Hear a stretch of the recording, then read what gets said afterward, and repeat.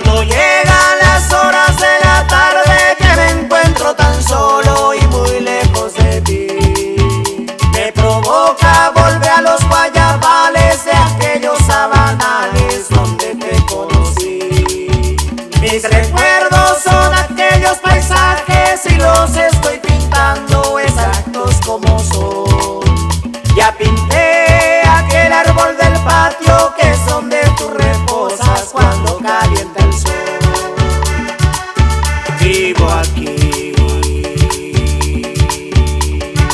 pintando el paisaje sabanero, porque allí es donde están todos mis recuerdos.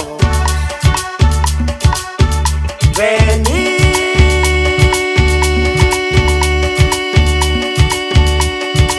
corazón, vení. Vení,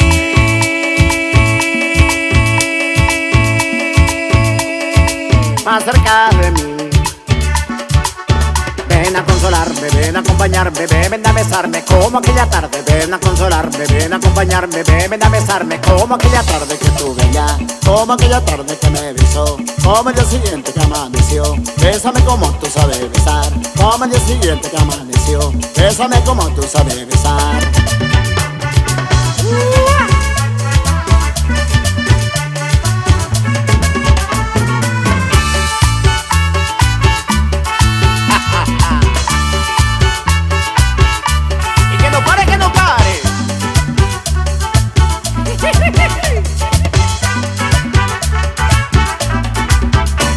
Me fui a pasar la tarde junto con mi negrita. Nos fuimos caminando rumbo pa' la lomita y con comodidad nos tiramos al pasto y la hierba se movía, se movía, se movía. La hierba se movía, se movía, se movía. Como no era muy tarde nos fuimos más adentro.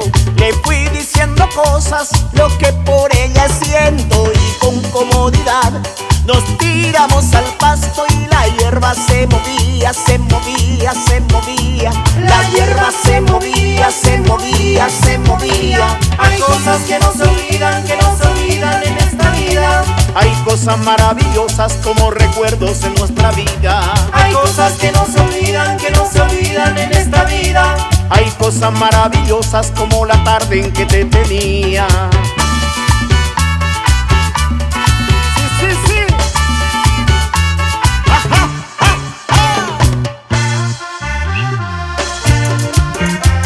Y es mejor que se abrochen los cinturones, porque la fiesta no termina. Y ahora nos vamos en mi carrito.